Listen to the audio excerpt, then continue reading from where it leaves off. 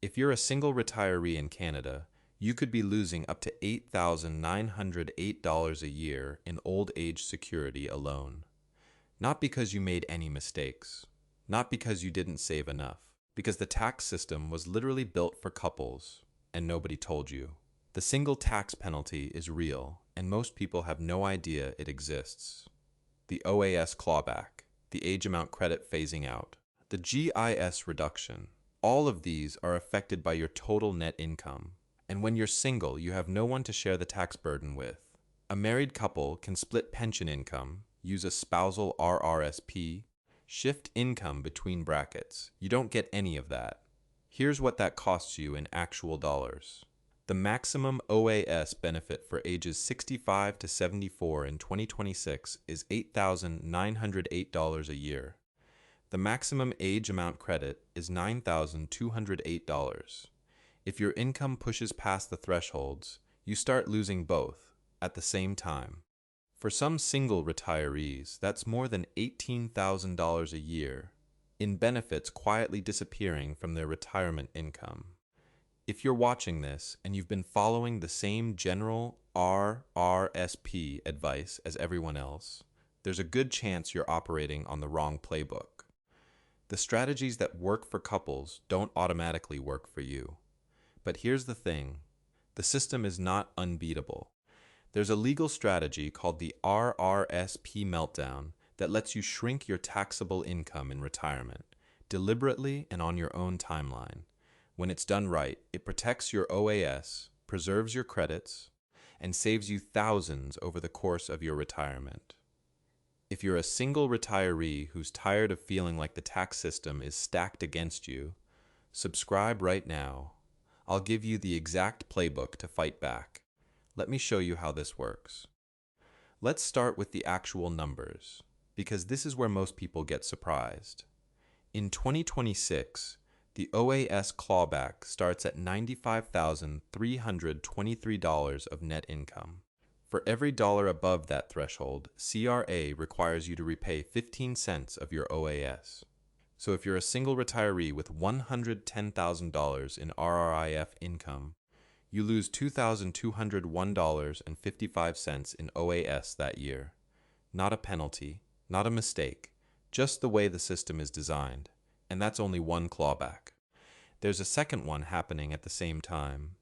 The age amount is a federal tax credit worth up to $9,208 in 2026. It's available to Canadians 65 and older, and it reduces the tax you owe, but it starts phasing out once your net income exceeds around $44,000. It disappears completely at higher income levels.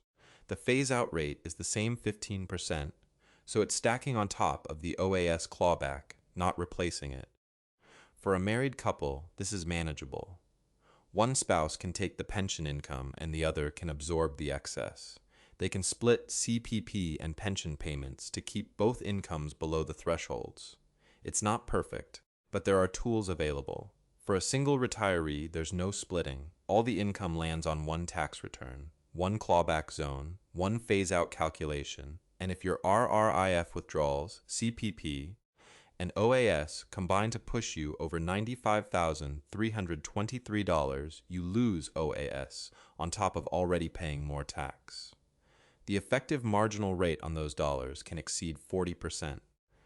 If you're single and you've been following the same RRSP advice as your married friends, you're not behind.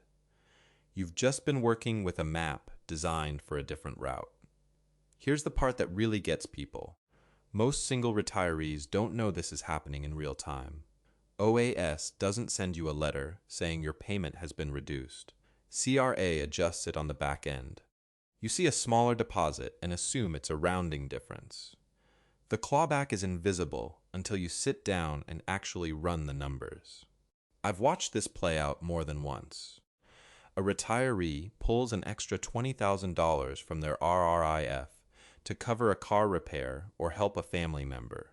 It pushes their income above $95,323. They lose a portion of OAS that year, and because that withdrawal also affects the next assessment, the ripple lasts longer than the expense. That's the trap. It's not one big mistake. It's a series of small, reasonable decisions that quietly add up to a large loss. So, if the standard advice doesn't work for singles, what does? That's where the RRSP meltdown comes in, and it's a strategy that puts you back in control of your own income. The RRSP meltdown sounds complicated. It isn't. The core idea is straightforward.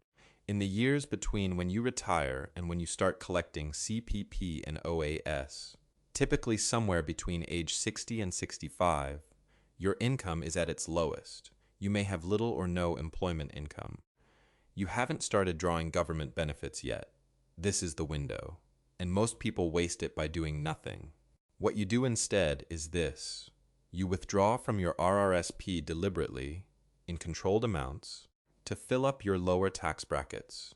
You pay a relatively small amount of tax on the withdrawal. Then you take the after-tax cash and deposit it into your TFSA. Every year you do this, you shrink the RRSP. By the time you hit 71 and RRIF minimums kick in, you're forced to draw down a smaller account, which means smaller mandatory withdrawals, which means your total income at 71 is lower, which means you stay below the OAS clawback threshold. That's it. That's the whole strategy. Let me put a real number on it so it's concrete. Say you're 62, single, and you've retired early. You have no other income right now. You withdraw $30,000 from your RRSP this year.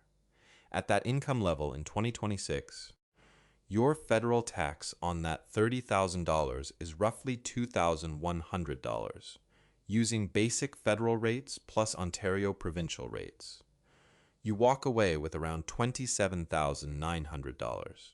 You put it in your TFSA. You do that for 5 years. At the end of those 5 years, your RRSP is about $150,000 lighter, plus the growth that money would have generated inside the RRSP. When you hit 71 and convert to a RRIF, your minimum annual withdrawal is roughly $6,000 lower per year than it would have been. That $6,000 difference is the gap between staying under $95,323 and going over it. That's the difference between keeping your full OAS and losing part of it. I used to think the best approach was to leave the RRSP alone for as long as possible, let it grow, don't touch it, defer the tax. That's the advice most people hear, and it sounds logical. Then I ran the numbers for a single client who was on track to lose $4,000 a year in OAS once her RRIF minimums kicked in. We mapped out a meltdown strategy starting at 63. Over the course of her retirement, that one adjustment saved her more than $60,000 in taxes and recovered benefits. The math changed how I think about this. The RRSP meltdown is not a loophole. It's not aggressive tax planning. It's using the tax system the way it was designed to be used, filling lower brackets when they're available instead of forcing larger withdrawals into higher brackets later. But the strategy only works if you start at the right time. Wait too long and the window closes. Most people do wait too long.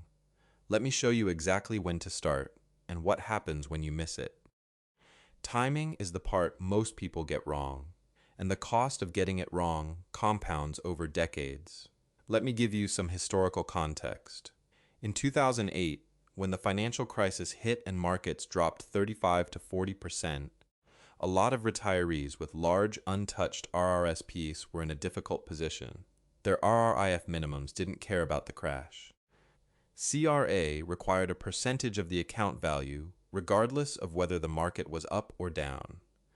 Some people had to sell holdings at the bottom just to fund the mandatory withdrawal.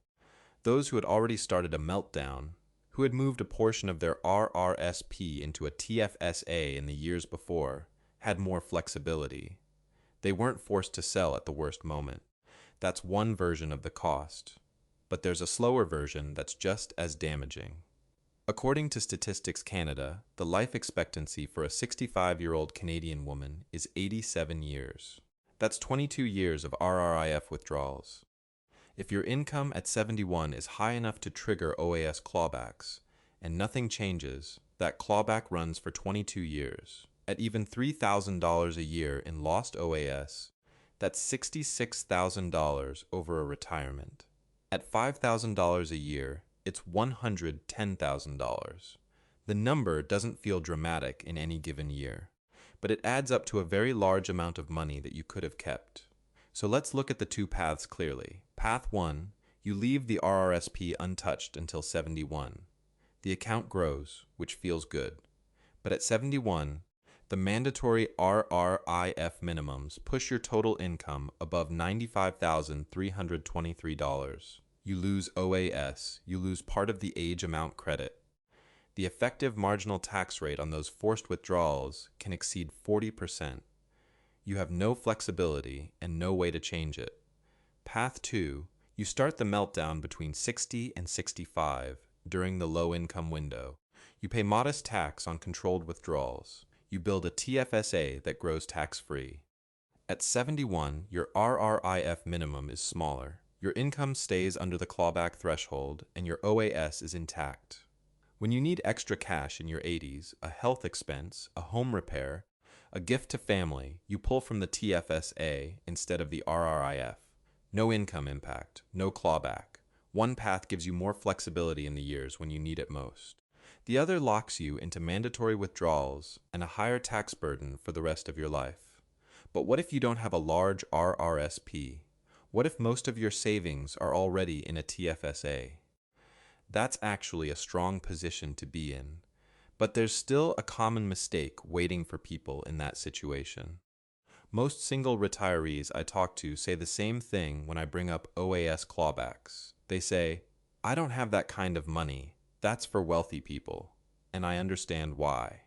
When you hear clawback threshold, it sounds like something that applies to high earners, but $95,323 in net income is not a high bar in retirement. If you have a modest defined benefit pension, say $40,000 a year, add CPP at $12,000, add OAS at $8,908, and then add RRIF minimums on a $500,000 account, you can easily clear $95,000 without feeling wealthy at all. This is what psychologists call anchoring. You compare yourself to someone with $2 million in investments and think, "That's not me." But the threshold doesn't care about the comparison. It's a fixed number. And for a lot of middle-income retirees, it's not as far away as it feels. The other part of this is that the clawback is invisible. CRA doesn't send you a letter saying your OAS has been reduced. It adjusts your payment on the back end. Your deposit just comes in a bit smaller. Some people notice. A lot of people don't, at least not right away. I remember sitting with a client in her kitchen in Oakville, going through her CRA notice together. She had lost $1,200 in OAS that year and genuinely had no idea, she said. "I thought I was fine." She wasn't in financial trouble. She was just missing money she should have kept. That moment shifted how I approach every conversation with a single retiree. The fix isn't complicated. It just requires you to check. Take your expected RRIF income at age 71. You can estimate this based on your current RRSP balance and the mandatory withdrawal rate at 71, which is around 5.28% of the account value. Add your projected CPP, add OAS. If the total is above $95,323, you're in the zone. If you're 62 or 63 right now, you still have time to start a meltdown and change that number. Don't wait until 70 to run this projection. By then, the window is mostly closed, so now you know the problem and you know the logic behind the solution. Let me give you the exact steps to execute it. Here are the 4 steps that make this work in practice. Step 1, figure out whether you're in the clawback zone. Take your expected income at age 71. That means your projected RRIF minimum, your CPP payment, your OAS payment, and any pension or other income. Add them up. If the total is above $95,323, you're in the zone and you need to act before you get there. If it's below, you're in decent shape, but it's still worth doing this projection now, not at 70. Step 2. Start the meltdown between ages 60 and 65. This is the low income window. If you're retired early and not yet drawing government benefits, your taxable income is low. That's when you make deliberate RRSP withdrawals to fill your lower tax brackets. You're not trying to drain the account, you're trying to right-size it. The target is to reduce the RRSP enough that your RRIF minimum at 71, combined with CPP and OAS, stays below $95,323. After each withdrawal, the after-tax amount goes into your TFSA. I had a client, single, age 63, who had $400,000 in her RRSP. She started withdrawing $35,000 a year. By the time she hit 71, her RRIF minimum was around $12,000 per year instead of $18,000. That $6,000 difference kept her income under the OAS threshold. She protected her full OAS payment every year for the rest of her life. On a 20-year retirement, that's $120,000 in preserved benefits. Step 3. Defer CPP and OAS while you run the meltdown. Deferring CPP from 65 to 70 increases your monthly benefit by 42%. Deferring OAS from 65 to 70 increases it by 36%. That's 0.6% for every month you wait. So while you're drawing down the RRSP at a low tax rate, you're also letting CPP and OAS grow. When you finally claim them at 70, the higher payments are permanent. You don't get extra years of OAS by starting early. You get a smaller payment for more years. The math almost always favors deferral for healthy retirees. During the deferral years, the RRSP meltdown funds your living expenses. You're not running out of money, you're deliberately moving it from one registered account to another at the lowest possible tax rate. Step 4. Use your TFSA as an income buffer. Once you've built up the TFSA during the meltdown years, it becomes your flex account in retirement. In any year when you need extra cash, a major home repair, a health expense, travel, helping a child with a down payment, you pull from the TFSA instead of the RRIF. TFSA withdrawals do not count as income. They won't affect your OAS. They won't push you over $95,323. The RRIF stays smaller. The clawback stays away. This is what financial flexibility actually looks like in retirement. Not having more money, having access to money that doesn't trigger consequences. If you want to calculate your personal meltdown number, how much to withdraw each year, when to start, and how much you'd preserve in OAS, subscribe to the channel and comment the word meltdown below. I'll walk you through how to run that projection.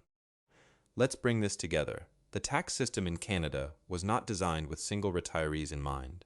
Pension splitting, spousal RRSPs, the ability to move income between brackets. Those tools belong to couples. If you're single, you carry every dollar of income on one return.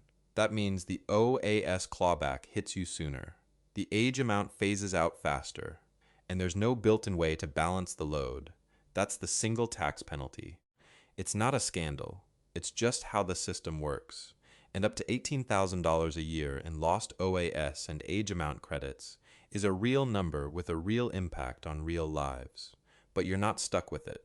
The RRSP meltdown, done early, done at the right income level, combined with deferring CPP and OAS and building your TFSA, gives you a way to legally reduce your taxable income in retirement. You pay a modest amount of tax now, during the low income window, instead of a much larger amount later when the withdrawals are mandatory and the clawbacks are already running. My goal on this channel is to give you the real math, not the generic advice that applies to everyone in general and no one in particular. You're a single retiree in Canada. Your situation has specific characteristics and specific solutions. You deserve a plan that accounts for all of that. If you found this useful, subscribe and turn on notifications. I put out a new video every week with practical, numbers-based retirement planning for Canadians. Thanks for watching.